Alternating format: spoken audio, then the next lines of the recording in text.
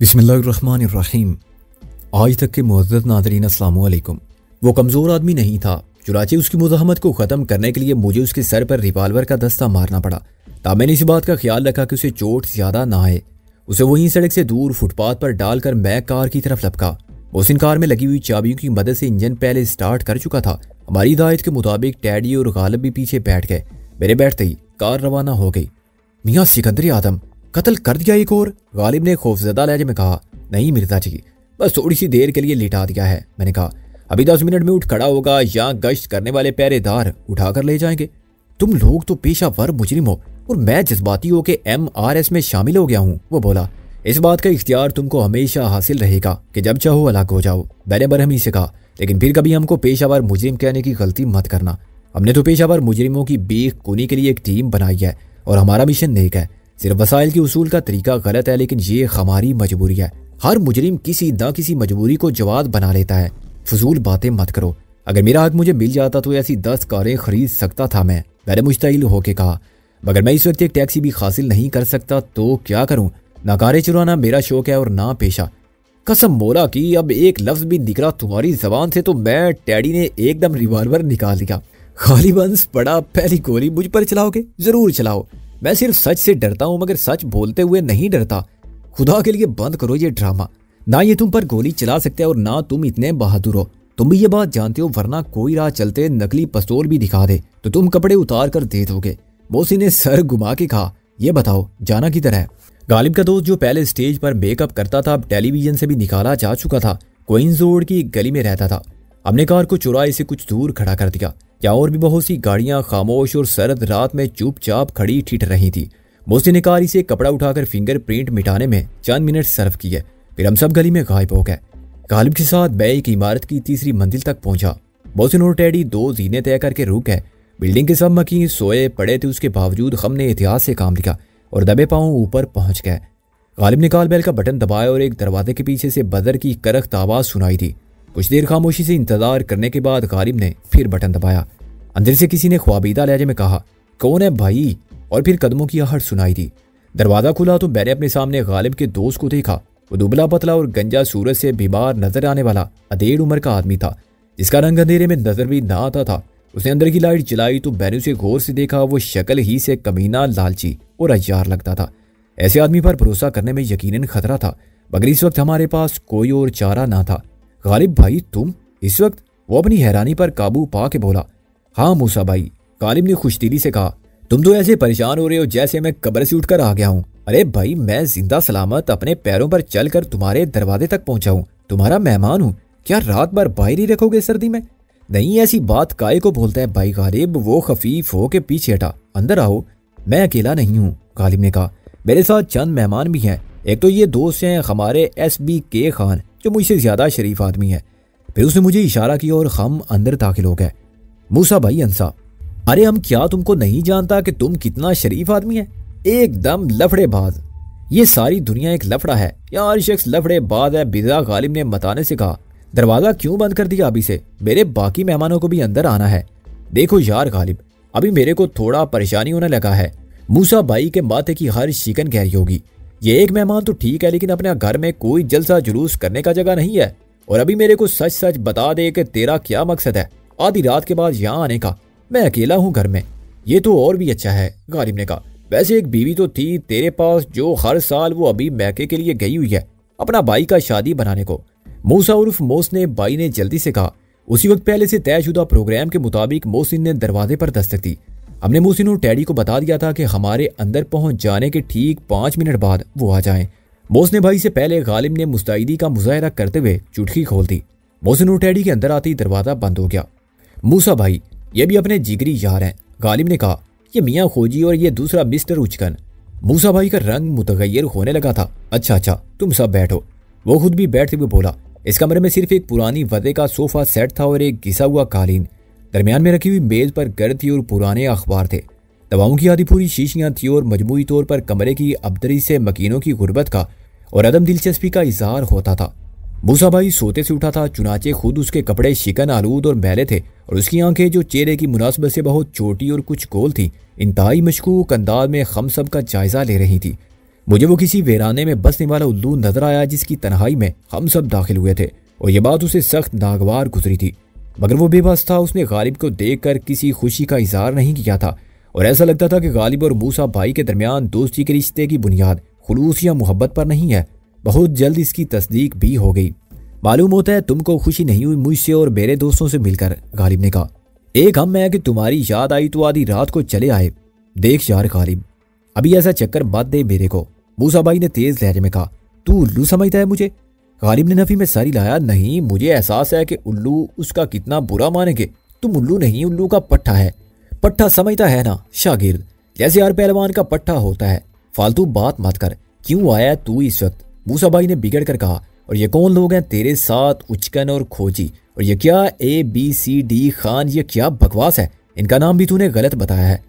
तुम जैसे दौलतमंद आदमी को इतना कंजूस नहीं होना चाहिए मूसा भाई। गालिब ने इधर उधर देखने के बाद मेरी तरफ हाथ बढ़ाया और सिगरेट का पैकेट ले लिया। इतनी बड़ी कोठी के मालिक को 3,500 रुपए माहाना किराया आता है। शाह आलमी गेट के अंदर तुम्हारा जो मेडिकल स्टोर है उसकी जायज माहाना आमदनी भी 3-4 हज़ार से कम नहीं हो सकती। मेडिकल स्टोर के नाम पर तुम क्या कुछ बेचते हो और किस किस को बेचते हो? गालिब तू साला रिपोर्टर नहीं, एकदम खबीस ब्लैक मेलर है। मूसा भाई का हौसला जवाब दे गया। मैंने कभी तुमको ब्लैकमेल नहीं किया मूसा भाई, गालिब बोला। कभी जरूरत पड़ती है तो तुम्हारे पास आ जाता हूँ, लेकिन इसमें कौन सी बुरी बात है? दुनिया में सभी एक दूसरे के काम आते हैं। पहले मैं तुम्हारे काम आया था और वो काम इतना बड़ा था कि अब तुम मेरे लिए जो कुछ करते हो वो असल का सूद होता है। तुम खुद सोचो कि मैंने तुम्हारी मदद ना की होती उस वक्त तुम कहाँ होते? ये 4 साल पहले की बात है, लेकिन बात ऐसी है कि 40 साल बाद भी तुम ये नहीं कह सकते कि बात खत्म हो गई। इन 4 सालों में कितनी बार आया हूं मैं तुम्हारे पास? शायद 4 बार। मजमूई तौर पर तुम मुझे 10-12 हज़ार रुपए दिए होंगे, वो भी इसलिए कि मैं वाकई जरूरतमंद था, बेरोजगार था। और साले दोस्त एक वक्त खाना खिलाते थे तो एहसान करते थे, उधार तो कोई भी नहीं देता था। मैं इस पोजीशन में हमेशा था कि चाहता तो तुमसे हर माह 2,000 रुपए का वजीफा लेता रहता, और तुम ये वजीफा देते मूसा भाई। तुम चीखते चिल्लाते, गालियां देते, मुझे कत्ल करने की सोचते या खुदकशी करने की, मगर मुझे 2,000 मिलते रहते, इसलिए कि तुम में मरने का हौसला है और ना मारने का। मगर मैंने तुमसे इंतहाई मजबूरी में कभी 2,000 लिए तो कभी 3,000, और जब मेरा सख्त वक्त गुजर गया तो मैं कभी पलट कर नहीं आया। तुमको क्या मालूम कि तुम जैसे आदमी के सामने हाथ फैलाते हुए मेरे दिल पर क्या गुजरती थी। लेकिन मजबूरी आदमी से सब कुछ कराती है, चोरी से कत्ल तक। क्या मैं गलत कह रहा हूँ? मूसा भाई ने खुश घूंटों पर जबान फेरी। अच्छा अभी बोलो क्या चाहिए? मेरे पास ज्यादा कैश नहीं है। गालिब ने अफसोस से सर हिलाया। एक लखपति के मुंह से ऐसी बात सुनकर दुख होता है। अगर तुम करोड़पति हो गए तो बुरा मत मानना कि मैंने लखपति कह के तुम्हें बेइज्जत कर दिया। तुमको 10-20 हज़ार तो हाथ में रखने ही चाहिए हम जैसे बेगैरत लोगों के मुंह पर मारने के लिए। और कंगले फकीरों का क्या है, आधी रात को हाथ फैलाने आ जाएं? कसम खुदा का गालिब, अभी अपने पास 1,000 भी नहीं होगा, लेकिन तू बोल तेरे को कितना चाहिए? मैं सुबह बैंक खुलते ही मंगवा दूंगा, मूसा भाई ने मुर्दा आवाज में कहा। मैंने 5,000 के नोट जेब से निकाले और बेज पर रख दिए। मूसा भाई की नजर नोटों पर जम गई। फिर उसने बारी बारी हम सब की सूरतों को देखा। उठा लो इसे मूसा, गालिब ने कहा। पूरे 5,000 हैं। आज मैं तुमसे कैश लेने नहीं, तुमको कैश देने आया हूँ। इसको मेरे हिसाब में शुमार मत करना। वो 10-12 हज़ार अलग हैं जो तुमने मुझे दिए थे। फिर ये क्या है? मूसा भाई की हालत खैर हो गई। ये काम का मुआवजा है जो तुम्हारे सिवा कोई नहीं कर सकता, गालिब ने कहा। तुम अपने फन के माहिर हो, मेरे तीनों दोस्तों के चेहरे बदल दो। काम अर्जेंट है, इसलिए मुआवजा भी इतना बड़ा है, वरना तुमको स्टेज पर 3 अफराद के मेकअप का क्या मुआवजा मिलता? ज्यादा से ज्यादा 100 रुपए। लेकिन ये कौन लोग हैं? तुमने इनका असली नाम नहीं बताया मेरे को। नाम को छोड़ मूसा भाई, काम से और दाम से मतलब रखो, गालिब ने कहा। जब मैंने कहा कि मेरे दोस्त हैं और तुझे तेरे काम का पैसा मिल रहा है तो फजूल सवालात में वक्त जाया मत कर। फर्ज कर ले इनमें से एक ने 7 खून किए हैं, दूसरा जेल से फरार हुआ और तीसरा जासूस है। सुबह होने में 4.5 घंटे अभी बाकी हैं। ज्यादा से ज्यादा 3 घंटे में इनकी सूरत बिल्कुल बदलनी चाहिए, और यह मेकअप वो नहीं होना चाहिए कि मुंह पर पानी का छींटा पड़े और नीचे से असल चेहरा दिखाई देने लगे। इनको काफी अरसा बदले हुए चेहरे के साथ गुजारना है, इसलिए काम पक्का होगा। कैसा बात बोलता है गालिब, 3 घंटे में? मूसा भाई ने घबरा के कहा। हाँ 3 घंटे में। गालिब ने धड़ से मेज पर हाथ मारा और जेब से रिवॉल्वर निकाल लिया। 3 घंटे से 1 मिनट ऊपर नहीं। काम कराने के 2 तरीके और अभी मैंने दूसरा तरीका आजमाने का फैसला नहीं किया है। खौफ से मूसा भाई का दम निकलने को था। वो फटी फटी आंखों से कभी रिवॉल्वर को देखता तो कभी 5,000 के नोटों को। फिर बारी बारी हम सब के मुंजमीद और बेइस चेहरों पर नजर डाल के वो गालिब को घूरने लगता था। खुद मैं और मोहसिन भी दम बखुद बैठे थे, क्योंकि गालिब के हाथ में वो रिवाल्वर नहीं था जो उसे हमने फराहम किया था। उसके पास एक इंतहाई बेशकीमत, बिल्कुल नया और गैर मुल्की साख्त का ऑटोमेटिक रिवाल्वर था, इस पर साइलेंसर भी लगा हुआ था। मेरे सामने इस वक्त वो गालिब नहीं था जो बात बेबात शेर पढ़ता था। सूरत और उलिये से कार्टून लगता था, बेवकूफ और बुज़दिल नजर आता था, और सिर्फ साफ ही था जिसको सच की मार ने ख्वार किया, घर से बेघर किया था और दर बदर शहर बशहर भटकने पर मजबूर किया। जो बज़ाहिर एक काहिल आदमी था, जिंदगी की तमाम फिक्रों से बेपरवाह और सारे मसाइल से बेनियाज, गैर संजीदा और बेमसरफ जिंदगी गुजारने का आती, यहाँ इसका लबो लहजा तक बदल गया था। वो किसी जराइम पेशा तंजीम का सरगुना, कोई खतरनाक दहशत पसंद या जेम्स बॉन्ड का पाकिस्तानी एडिशन बना हुआ था। उसका ये बदला हुआ रूप एक धमाके से हमारे सामने आया था। चुनाचे हैरत की इंतहा के साथ साथ हम सबको खुशी का एहसास भी था कि जिसे हम MRS का उज़्वे ज़ईफ समझते थे, वो दरहकीकत कितना मजबूत और काबिल एतमाद सहारा था। 3 घंटों में से 5 मिनट गुजर चुके हैं। मूसा भाई, गालिब की आवाज़ आई। तुम में से कौन पहले आएगा? मूसा भाई ने सारी लाया और नोट उठाने लगा। गालिब ने रिवाल्वर से नोटों की गड्डी अपनी तरफ खिसका ली। पहले काम फिर दाम, और जैसा काम वैसे दाम। ये भी हो सकता है कि तुमको इससे ज्यादा मिल जाए, और ये भी मुमकिन है कि तुम्हें एक पैसा भी ना मिले। यह फैसला मैं करूंगा कि तुमको सिर्फ मुआवजा मिलना चाहिए या इनाम भी मिलना चाहिए, या दोनों में से कुछ भी नहीं मिलना चाहिए और सिर्फ सजा मिलनी चाहिए। तो मुचकन खान से पहले निमट लो। एक एहतियात लाजमी है, किसी की जेब में हाथ मत डालना। हर जेब में इसी किस्म की फजूल चीजें भरी पड़ी हैं। उसने अपना रिवाल्वर लहराया। उसकी बात की सदाकत को साबित करने के लिए मैंने अपनी जेब से साइलेंसर वाला रिवाल्वर निकाला, मूसा भाई को दिखाया और जेब में रख लिया। जरा सी देर के लिए मुझे यूं महसूस हुआ कि मूसा भाई बेहोश होकर गिर जाएगा और हमारा काम धरा रह जाएगा। तुम इत्मीनान से अपना काम करो मूसा भाई, मैंने नरम लहजे में उसे तसल्ली दी। 5000 तुम्हारे।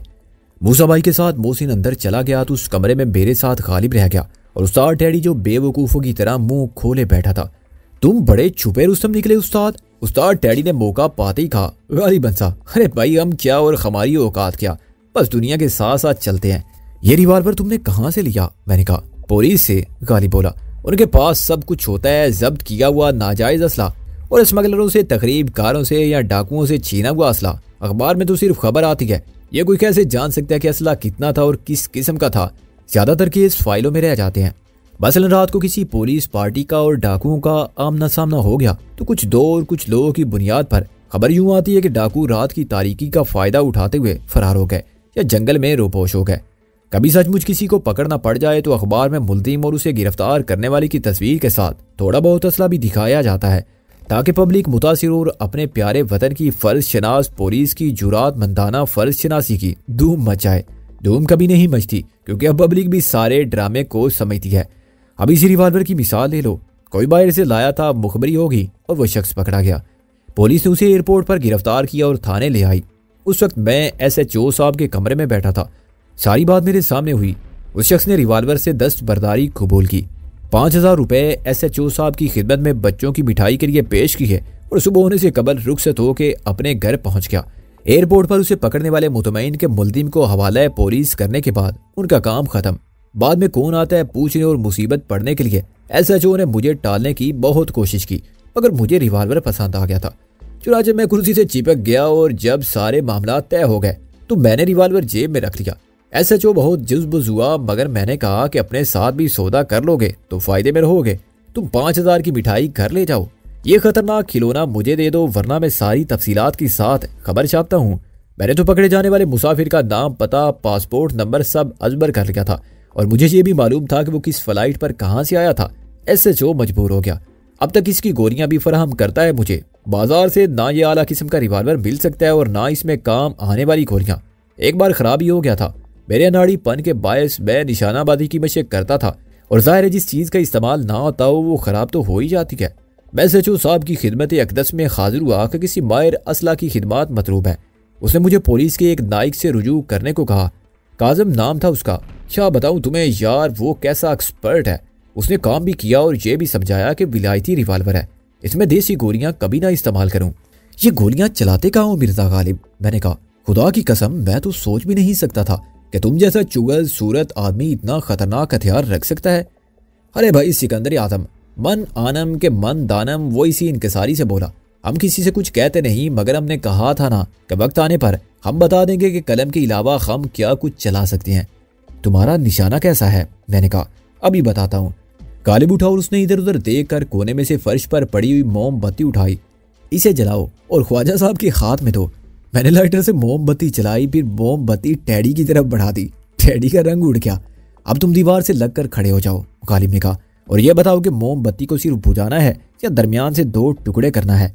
सिकंदर बादशाह, टैडी चिल्लाया, कसम मौला की मैं ये काम नहीं करने का। मोमबत्ती नहीं, ये मेरा हाथ उड़ा देगा, मैं टुंडा हो जाऊंगा।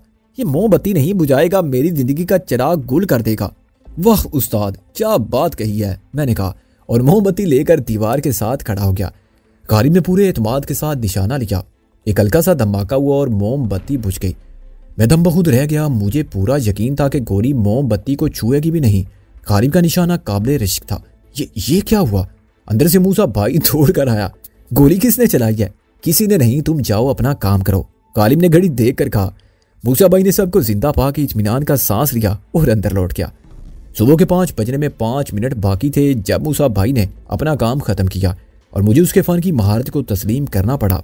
मोहसिन और टैडी की सूरत देखने के बाद मैं पूरे यकीन से कह सकता था कि अब अगर मैं खुद सिकंदर बख्त के खिलाफ एक और रिपोर्ट लिखवाने के लिए हशमत खान के पास चला जाऊं या इकराम शेख के पास, तो मुझे सिर्फ आवाज़ और लहजा बदल के बात करना होगी। वो मुझे हरगिज़ शिनाख्त ना कर पाएंगे। मेरे बाल गुंगरियाले और मेहंदी रंग के हो गए थे। मेरे चेहरे पर उसी रंग की मुश्त भर दाढ़ी थी। नाक में 2 स्प्रिंग से लगे हुए थे जिनसे नथने बहुत फैल गए थे और मेरी सुतवान नाक पकोड़ा बन गई थी। मूसा भाई ने मुझे बताया कि ये स्प्रिंग किस तरह निकाले जा सकते हैं और फिर किस तरह लगाए जा सकते हैं। मेरे सामने के 2 दांत सोने के ना होने के बावजूद सोने के बने हुए नजर आते थे और मेरी आंखों का रंग जो पहले स्याह था अब सब्ज हो चुका था। यह कॉन्टैक्ट लेंस का करिश्मा था। मूसा भाई ने मुझे मशवरा दिया कि इस चेहरे के साथ मैं 4 खाने की लुंगी बांध लूं और कंधे पर दस्तरख्वान नुमा रुमाल डाल कर रखूं। कमीज की बजाय खद्दर का बगैर गले वाला कुर्ता इस्तेमाल करूं जिससे मेरी गर्दन लंबी नजर आए। जूते की जगह पुरानी पिशावरी चप्पल इस्तेमाल करूं और मुमकिन हो तो थोड़ा सा झुक कर चलूं। उसकी जहानत का कायल में यूं भी हुआ कि उसने 100% यही उलिया मोहसिन का रखा था और हम दोनों की शक्लों को नाकाबिले यकीन हद तक यकसां कर दिया था। कदो कामत में हम पहले ही बराबर थे। सूरत मिल जाने के बाद जुड़वा भाई नजर आने लगे। मैंने 5000 मूसा भाई को पेश किए। अभी आप दोनों एक जैसा कपड़ा पहन लेगा तो भाई गालिब भी धोखा खा जाएगा। मूसा भाई ने अपने फन की कीमत से ज्यादा महारत की तारीफ पर खुश होकर कहा, फर्क सिर्फ दांत का रखा है मैंने। वेरी गुड, तुमने बहुत से मसाइल हल कर दिए। मैंने मोहसिन के साथ खड़े होकर कहा, अब असल और नकल में कोई फर्क निकालेगा भी तो कैसे? पहले की जगह दूसरा और दूसरे की जगह पहला आसानी से ले सकेगा। ये बिल्कुल नया ख्याल था और अपनी सूरत के बदल जाने से ज्यादा खुशी मुझे इस ख्याल पर हुई कि अब हम 2 होने के बावजूद एक हैं। हम शक्ल बन के हम दिलावर एंड कंपनी की अकल खब्त कर सकते हैं। अब तक मैंने बहुत सी ऐसी फिल्में देखी थी और ऐसे बहुत से नावल पढ़े थे जिनकी कहानी का ताना बाना एक जैसी सूरत रखने वाले 2 अफराद के कारनामों से बनाया जाता था और हर किस्म की सूरतियाल बैज सूरतों की मुशाबत को बुनियाद बना के पैदा की जाती। बाज़-औक़ात मुज़ीक़ा खेज और बाज़-औक़ात लर्दा खेज। कभी एक किए पर दूसरा पकड़ा जाए और कभी दोनों मिलकर कुछ करें तभी खुद को बेगुनाह साबित कर दें। गालबन यही ख्याल मोहसिन के ज़हन में भी जागज़ी था कि वो अचानक हंसा और उसने मुझसे हाथ मिलाया। ये हुई ना वही बात कि 1 ना शुद्ध 2 शुद्ध। मोहसिन ने कहा, अगर फारसी बोलना जरूरी है तो कहो कि मन तू शुद्ध तू मन शुद्धी। मिर्जा गालिब ने मोहसिन को डांटा, यानी तू मैं हो गया और मैं तू। ख्वाजा नेक मोहम्मद और उस्ताद टैडी को भी मूसा भाई ने नाकाबिले शिनाख्त बना दिया था और मैं सोच रहा था कि चौधरी दिलावर पर इस इनकलाब से जो गुजरेगी 100 गज गुजरेगी। हमारी सुलिये से राबिया कितनी महफूज होगी और अगर शैला ने मोहसिन को देखा तो कितना हंसेगी। मंजिर हमें रूबरू पाकर कितनी गालियां देगा, लेकिन इस तब्दीली से लुत्फ अंदोज होने का मरहला अभी दूर था। फौरी तौर पर शख्सियत बदल जाने से हम महफूज हो गए थे और हमारे लिए शहर की सड़कें, गलियां, होटल और बाजार इलाका ममनुआ नहीं रहे थे। सुबह होने में अभी 1.5-2 घंटे की मुसाफत खाइल थी और हमें इस मुसाफत से फायदा उठाते हुए अभी बहुत कुछ करना था। हम रवाना होने ही वाले थे कि मूसा भाई ने जेब से 5000 के नोट निकाले और गालिब की तरफ फेंक दिए। ये अपने साथ ले जाओ गालिब भाई, अब उनका हिसाब बराबर है। वो बोला, हिसाब बराबर है का क्या मतलब? गालिब ने हैरान होकर कहा, कौन सा हिसाब? मतलब तुमने समझना है गालिब भाई, हमने बोला था तुमको अभी कि ये सब चक्कर है और तुम उल्लू बनाता है हमको। ये बात हमने ऐसे ही नहीं कहा मूसा भाई अंसा।